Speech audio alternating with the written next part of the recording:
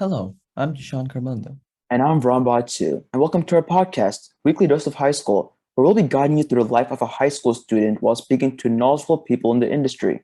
Welcome to our 15th episode. Today we are here again with Ben Cooper, who you might remember has practiced law in both Australia and England. Additionally, Ben has also founded a firm specializing in law school admissions and career consulting called PreLawPro. In today's episode, Ben will continue to speak about the topic of exploring majors and career options, and he will also be advising us on the best possible way to make the most of our college experience. Without further ado, let's get into today's episode.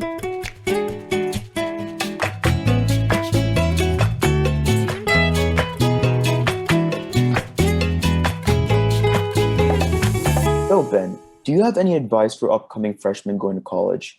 For example, what they should immediately do to maximize their college experience? Do you think they should probably restrict going to parties or such? Yeah, there's a lot of things here. I think when it comes to choosing a college, the first thing I would say is, in as much as you can, try and visit the campus. I know that that's not always feasible, but if you can, try and visit, get a feel for the campus, try and talk to some current students, and just get a sense not of whether your mum and dad like it, not of whether your siblings or your friends think it's a great school, but can you see yourself at that school and can you see yourself doing well? And it's your choice. You don't really have to make anyone else but yourself happy with that. When you get there, um, find friends who have shared interests and who make good decisions and also want you to make good decisions. It's very easy to feel like a high school freshman again when you're in this big pool and you're trying to find, how to fit in and how to be comfortable in that environment again. It's a great opportunity to make yourself over and to be your own person without having to really fit into maybe the molds that you found yourself in high school. So visit the campus, find good friends who make good decisions and want you to make them as well. And then get to know your professors. Professors are there because they like to teach. They like the subject area that they're in and they want other people to like that material. So get to know them, go to their office hours, read the material that's on the syllabus and then go and read something that's not and engage with them on that material. And if you have a professor in freshman year that you really like, don't ignore them for the next 3 years. Continue to build that relationship, get to know them, engage with them because they're the folks who are going to write you letters of recommendation when it comes to getting a job, an internship, or going to grad school. When it comes to, you said like parties and whatnot, have fun. Like I'm not the fun police. I'm not going to tell you not to enjoy yourself, but it comes back to that thing of make smart decisions. If you're not 21, don't go to parties and drink. Why? If you get caught, it's an issue criminally, but then it's also something you got to deal with on graduate school applications. And you're there for 4 years, and the reality is, once you graduate from college, you're on to the next phase of your life, and you don't want some poor decision making at the college level to negatively impact the next phase, which is much longer and far more important. Unfortunately, every year we've seen a lot in the news actually recently about students who have made a series of poor, stupid decisions that have resulted in other people being very severely hurt and in some cases killed. And it just comes back, college is not high school plus. You are at that point expected to be like young professionals in training. And that doesn't mean you have it all figured out. It doesn't mean you won't make mistakes because you will. But if you go into it with the mindset that this is just this new fun phase, then you're not going to get as much out of it. You're not going to get that return on investment. And you're going to graduate not really having reached your full potential. But if you go into it with the mindset, this is an investment, I can have fun, I can enjoy myself, but I'm here to become a fundamentally better version of myself in 4 years' time, then you'll have fun, but you'll also have something meaningful to show for it at the end of it. Thank you, Ben. Okay, Ben. So like as a follow-up to that, do you think where like the general crowd that goes to a certain college, do you think that can have like a meaningful or significant impact um in regards to your own education, like suppose like if you go to a school where it's more academically focused, it's obviously goes without just saying you're going to be like more likely to succeed because everyone's like-minded like you. But like what if you go to a school which is like known more for parties? So like do you think is there a way that student can like avoid themselves from like the general crowd and still focus on their academics? Yeah, so I think there's no school that is all of everything. So here's what I mean by that. Let's call it academically focused university versus party school. Not everyone at academically focused university is academically focused, and not everybody at party school is a partier. It just might mean that a lot more people are inclined to those kind of behaviors, and more of the social life might revolve around that than it might at other schools. And it comes back to, when you're choosing that school, figure out which one is a good fit for you personally. And you might be one of these people who feels confident enough to say, hey, I'm not going to go to that party this weekend. I've got a paper that's due, but I'll go to the one next weekend when I'm finished. And if you've got that kind of discipline and that kind of personality, that might be great. Some other people just don't enjoy that stuff at all, in which case you will minimize the issues you'll have by going to a school that doesn't trade on that kind of social behavior. So it really comes down to making the right choices on school. And if you're in a situation where you go to a school that you know has a party reputation, but it's not really what you enjoy doing, then it just means what you're going to have to do is look a little bit more carefully to find the people who are like-minded. And universities are big enough that even though a lot of people might like to do a certain thing, there's going to be a group of people that enjoy doing the same thing as you. And you'll find this when you go to college. A lot of these schools have hundreds of student organizations. And if they don't have one, you can found one that, cover all kinds of different areas of interest. Some of them are art related, some of them are gaming related, sports related, pastime related, hobby related. And that's the beautiful thing about college is, even though it might seem like you really do have to try very hard to find people with shared interests, you will find them. You just sometimes need to dig a little deeper at certain schools. Mhm. Thank you for that. Okay. And my final question for you, Ben, is something that many students overlook. And actually, we talked about this earlier in the podcast, and that's like related to financial aid. So, may you first like explain how financial aid is given out to college students? And secondly, how important do you think is it to keep financial aid into consideration when applying to colleges?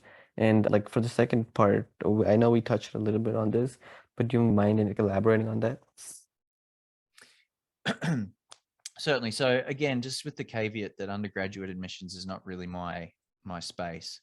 Hmm. What I'll say is, most schools, when they're awarding scholarships, they're awarding scholarships because they really want to attract certain students to their schools, because it increases, in a lot of ways, it influences the rankings, having certain test scores, certain GPAs, those kind of things.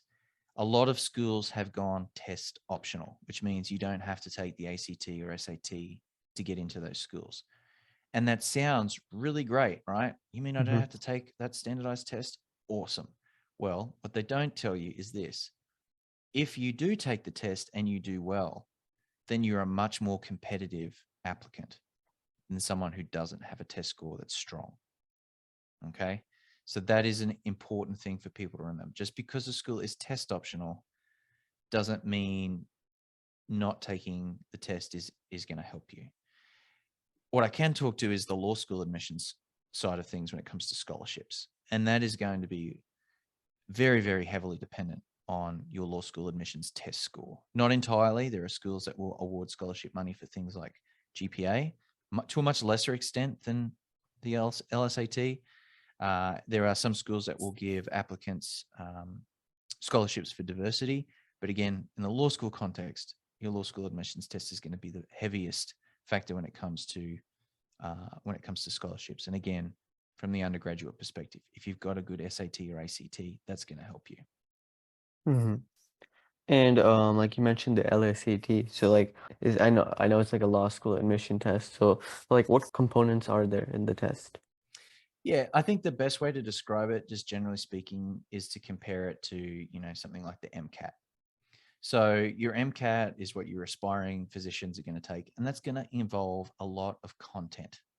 Okay, a lot of science you've got to learn and understand and memorize. The LSAT is essentially a logic test.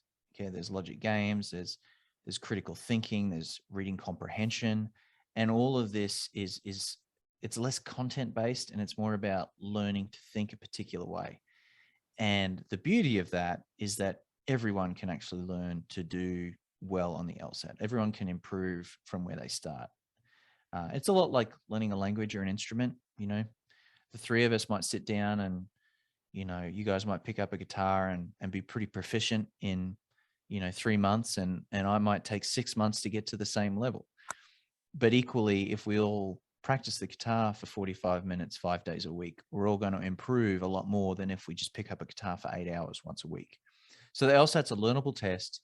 It's essentially a logic test, but that also means that it's something that can be learned. And a lot of people that are planning to go straight to law school from college, they're going to start preparing for that in their junior year. And that score is going to have a really big bearing on how much they pay for law school. And that's important because, as we just talked about, by that point of their career, a lot of people have also acquired undergraduate debt. So they're adding to that debt with their graduate education. Mm-hmm. And you may have heard like of the phrase like how to get a 1600 on the SAT or how to get a 36 on the ACT. So like, do you have any like tips for any aspiring students in our audience who want to get like a 180 on the LSAT, which is like the maximum score possible? That's the perfect score. Yeah, and that's actually very difficult. Yeah, I mean, I think basically what I see more often than not is people just rush the LSAT. They don't do enough preparation. They look at it. Maybe they did really well on the ACT or SAT, and they're like, it's a standardized test. I'm great at standardized tests. I don't need to study. And the reality is you absolutely do need to study. And I see too many people take the test before they're ready. I see a lot of people take the test on the idea that, oh, I'll just see how I go. I was like, no, that's what practice tests are for. So they take it too early. When they retake it, they frequently take it too soon. So they'll take it in, June, and they'll look at it and go, I didn't do so well. So instead of stepping back and saying, hey, there's a fundamental problem that I need to fix first, and then I'll go back and retake it maybe 8-12 weeks later, they'll just take it the next available sitting. And it does a couple of things. They often don't improve as much as they'd hoped, but then they can also get in their heads about the test. I also see people who get No. who get really frustrated with the test. And that's understandable as well. But you do need to be patient and you need to be persistent. And there are also qualities that you need to be a good lawyer. And so I would just encourage people to be persistent, take their time, and to invest in their success. And what I mean by that is there are some free resources out there, but I am a big fan of, investing, and you will get what you pay for to a large extent. And law school, I mean, there's just some figures just came out recently. The cost of attendance, so living expenses and tuition to attend Columbia Law is more than $330,000. Wow. Now go on Zillow and see what kind of house you can get for $330,000. You have a house at the end of that. You have a piece of paper. Well, are you saying it's the whole tuition to enroll in? Yeah, so the tuition expense and living expenses to go to Columbia Law is more than $330,000. That is insane. So if you're about to spend more than $250,000, right, you might want to invest in the one thing that's going to help you reduce that debt load, which is your LSAT and getting a killer application together. Because if you get in to Columbia and you have a strong application strategy, then you should have some full tuition scholarships somewhere else. And you are likely to have a great outcome at a school that isn't, prestigious where you're getting a scholarship, because that scholarship is being awarded to you because based on a variety of factors, they think you can do very well at that school. And class placement is a thing in law school. And law schools don't grade in the way that we do in high school or undergrad. If we're in an undergraduate class and we all put in a really good paper, we all get an A, right? In law school, they grade on a curve. So a small number of people get an A. Most people get B's and C's. And the difference between a C and an A is often not that huge. So you also want to be factoring in, if I go to a school, how likely am I to do well at that school? And so when it comes to choosing a law school, this is where a lot of people go wrong, is they end up making the classic mistake that we talked about at the beginning of this episode, where we talked about picking a prestigious school because it sounded great. I know someone who went to an unranked law school. They had opportunities. And there are many, many cases like this, but this particular guy is a friend of mine, and he went to a school that's currently unranked, had opportunities to go to prestigious law schools on all over the country, and looked at this particular school and said, okay, I think I can do very well at this school. I've got a great scholarship. I think there's a good chance I can finish towards the top of the class. I know there's somebody who's done the kinds of things that I want to do when I get out. He contacted those people. He felt comfortable about his decision. And the reality is, and I don't want to give it away, but he's had a career under the age of 35 that most graduates from Harvard, Yale, or Stanford can dream of on a good day. So there's a lot more to it than just going to wherever sounds fancy. It's about making the right decisions for you and for your career, and not being burdened with the expectations of family, friends, or, what you might be seeing on social media. Well said. Thank you, Ben. So Ben, my final question for you is, are there any other opportunities that high school students need to be aware of, as in something that could significantly boost their chances of getting into their desired college? Schools love when you visit.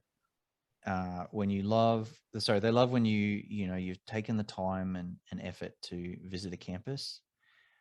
It's also helpful if you can build relationships with, faculty, for example. So when you visit a campus, try and schedule a visit with a professor in the area that you're interested in studying, and communicate to them just how excited you are about attending their school. When I was at Baylor and someone would come and visit the pre-law program, if it was clear that Baylor really was their first choice and they were excited about coming to Baylor, I would always email the admissions office afterwards and say, hey, student X came to my office today.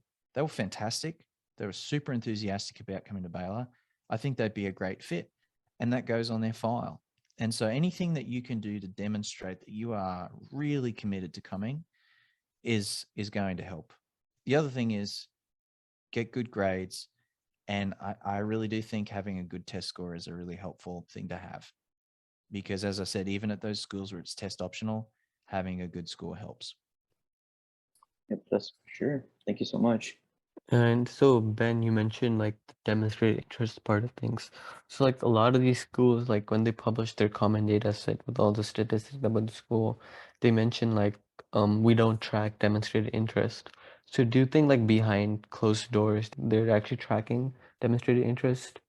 Well, this is where it's going to vary from one school to another. So big state schools, for example, they're going to be a lot less focused on that because they have such a huge pool of students to draw on each year. Smaller private schools are going to be a lot more focused on that kind of thing. I really think it is going to come down, and this is the difficult thing with admissions, period. You might get into one school in 1 year and submit, pretty much the next and not get in. There's a lot of variables that you just can't control.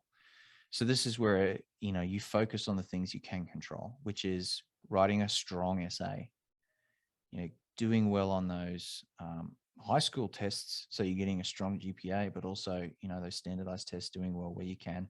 And I know that there are some schools that are not going to give any consideration to that. And there's certainly some trends within admissions now where they're trying to factor in a whole bunch of different factors outside of test scores and GPAs. So, and as I said, my expertise is not with undergraduates, right? But I just think focus on the things that you can control. Make an effort to engage with the faculty that you might meet when you are on campus. Certainly indicate an interest to the admissions office when you meet with them and speak to them on the phone. And I would also just encourage students to take a lot more control over their admissions outcomes and decisions. So what I mean by that is there's a lot of parents who are very heavily involved in the process, and I understand why. But it's also really impressive when you as the student pick up the phone. It's really impressive when you as the student send an email instead of relying on parental interaction, because it shows a level of maturity that really does set you apart. Got it. Thank you, I Mr. have a follow-up question, Ben. So Sure. how exactly do colleges know whether if you visit their campuses or not? So again, this is only from my experience at Baylor, and it's the undergraduate space is, as I said, not really my bread and butter, but a lot of schools will track it. So when you go and make a appointment, for example, to go and, like, schools will organize tours, right? Where you can go and do a tour of the college with a student, visit the campus. Yeah. A lot of schools will track that information. So you'll sign in, they'll take your information. A lot of the time they'll sit you down with an admissions counselor and talk about, your application and how the funding in a particular school works. And I understand this is probably more prevalent at private schools than it is at state schools, but certainly that's what I've seen done. But again, I will not pretend to be an expert when it comes to the undergraduate admissions. Thank you so much, Ben. Jishan, do you have any follow-up questions? No, actually, I think that's all. Well, thank you, Ben. So, if you haven't already, please check PreLawPro, the PreLawPro link in the description below, where it's a really good career planning tool organized by Ben Cooper. So if you haven't already, please check it out. It's in the description. Well, that's it for today for episode 15 of Weekly Dose of High School. Hope you guys enjoyed Ben speak about career options and the best possible way to make out of the college experience. Also, if you haven't already, make sure to subscribe to our podcast, whether you're listening on Spotify, Apple Podcasts, Google Podcasts, or YouTube. We're on all those platforms and we upload weekly episodes. So make sure to subscribe so you never miss an upload. And like Baran just mentioned, make sure to check out Ben's PreLawPro career planning tool. Until then, take it easy.